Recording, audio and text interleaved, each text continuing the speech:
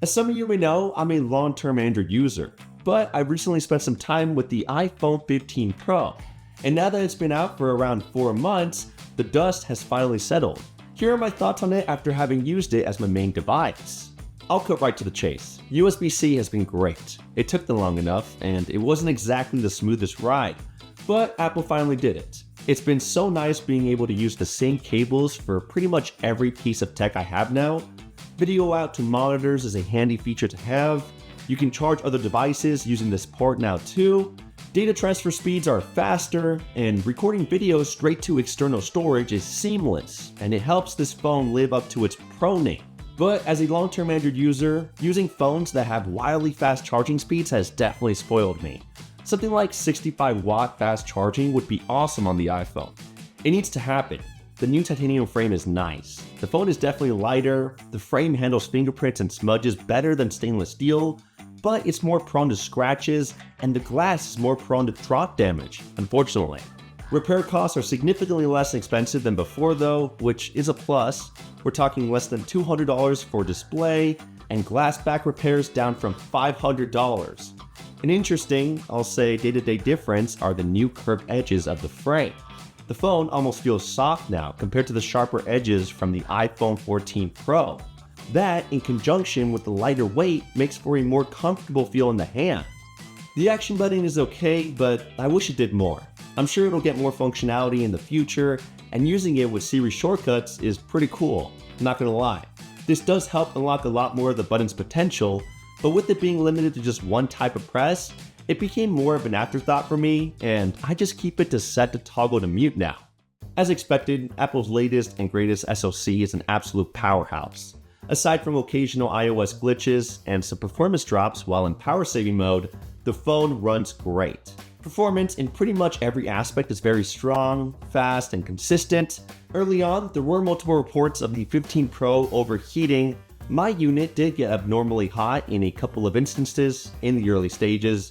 That was pretty worrisome, but after some time and a couple of updates, I haven't experienced overheating to that extent since then, and the same appears to be true for most users. The phone still gets pretty warm under heavy load, but that's normal, and every once in a while the phone will warm up a bit, even when I'm simply browsing Amazon or shopping with the Target app. Now, it's pretty crazy that versions of a couple AAA titles have been made for the iPhone, and this speaks to just how powerful these devices actually are. And the fact that you can plug the phone into a monitor, connect a Bluetooth controller, and start gaming as easily as you can really has me wondering about the possibilities of mobile gaming in the near future. Other things like the haptics and speakers remain in the top tier, although I feel like the Pixel devices match up very well in the haptic feedback category these days, and Galaxy devices match up very well in the speaker category. But where the iPhone continues to reign supreme is Face Unlock. Face ID remains the highest end and most secure form of Face Unlock in a smartphone, and well, it's not exactly close. Keeping my phone secure is important to me. What's also important to me is keeping all of my online accounts secured and making sure that I don't use the same weak password for everything. Because believe it or not, 2024 just arrived and we're already seeing plenty of cyber attacks making the news each and every day. So that's why I always tell my friends and family to start using a password manager. Keeper Security, the sponsor of this video, is one of the best options out there. It has a zero trust and zero knowledge security model with a full end-to-end encryption, ensuring that everything you store inside it will still be protected even in the worst case scenario. Not even Keeper staff can look into your vault, which tells you how serious they are about privacy. On top of that, Keeper doesn't just let you store your passwords. It lets you add your credit cards, licenses, passports, or any other important file to access it on any other device, no matter if it's your laptop, iPad, or smartphone. The best part is that when it's time to log into any app or website, Keeper can automatically fill in your login details with a simple tap, freeing you from needing to remember your passwords ever again. So start securing and protecting all of your online accounts with Keeper Security and use the promo code HowToMen to get 50% off both personal and family plans. I'll leave the link at the top of the description. At this point, I'm still cool with iOS as a whole. It's very fast, fluid, robust, and consistent, and there are still a few features it has that I hope to see adopted by Android, and vice versa. I've talked about these before, and if you want to see more in-depth comparisons between iOS and Android, I've made a number of videos covering this very topic, so you can check them out by clicking the eye in the top right corner. But as of now, I hope to see certain add-ons and quality of life improvements.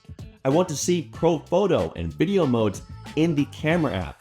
Kinda crazy that they haven't added those yet, especially with this high-end hardware and the ability to now record video in log formats. I also want to see a complete overhaul when it comes to application settings. I shouldn't have to dig through the standalone settings app to change app-specific settings. At least put in a shortcut to those settings in the app I'm trying to use. And as someone who really likes customizing my phone and making the entire user experience truly my own, iOS can still feel a little bit limiting and stale. But it's great seeing iOS take strides in the right direction with the customization features that it does have now, some of which have actually been pretty clearly copied by a handful of Android OEMs. Oh, and another thing, as an Android user, I'm excited to see that RCS support will reportedly be making its way to the iPhone later this year, meaning a lot of the features that keep so many users on iMessage and away from talking to people with green bubbles will become available to message threads involving Android users. Now, the dynamic island is still one of those things that I can totally live without when I switch to another device, but when it's there, I'll admit, it's nice to have. Now that it's been around for over a year, at this point, I just can't consider it a gimmick. And I know a lot of people, especially on the Android side, do consider it a gimmick. It can absolutely get in the way of content, I won't ignore that, but if I had to choose between this and the notch, I'll take this each time. Of course, I prefer little to no display obstructions at all, but if it's gotta be there, I'm glad there's thoughtful functionality behind it, and I'll always appreciate the buttery smooth animations it comes with. Now about the battery life, this was probably the biggest letdown during my time of using this device. It's not the worst battery life in the world, but just like the regular iPhone 14 Pro, the 15 Pro has yielded battery performance that leaves a lot to be desired, especially for a phone that starts at $1,000. Even after updates, I still need more out of this phone. And what's frustrating is seeing quite a few phones that are the same size as this one that manufacturers have been able to cram larger batteries into. Optimization will only get you so far. With my usage, I'm usually plugging in my phone well before I head to bed, clocking in a little over 5 hours of screen on time. Granted that it's pretty late at night, but even with light usage, I've been unable to stretch the battery to more than a full day's use. I shouldn't have to make the jump to the Pro Max or settle for the iPhone 15 Plus just to get substantial battery performance. What I don't have to look at other iPhones for is cameras. Simply put, the iPhone 15 Pro easily has one of the best and most consistent camera setups out right now.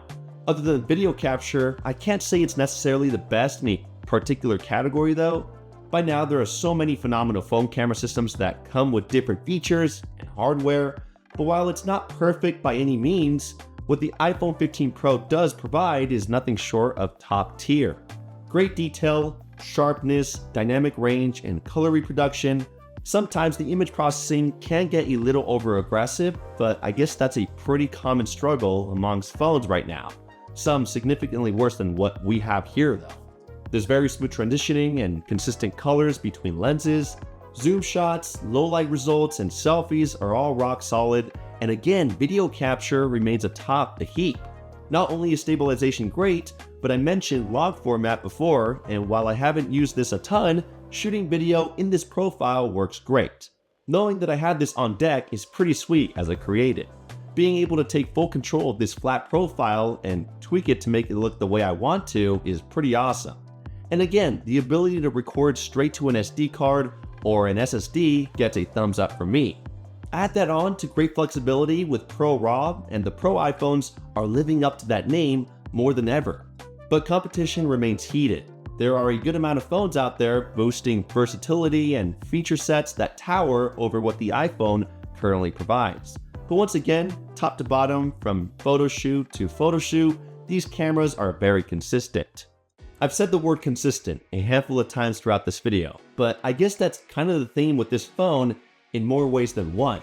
From quality to features to performance, this phone is very consistent. And to me, that's one of its best attributes that becomes apparent every time I use an iPhone. But the thing is, even with the new additions and the refinements that the 15 Pro got, at the end of the day, it's still an iPhone. And what I mean by that is the 15 Pro is not leaps and bounds better than the 14 Pro, as they are actually very similar. And the same exact thing can be said for the 14 Pro and its predecessor, the 13 Pro.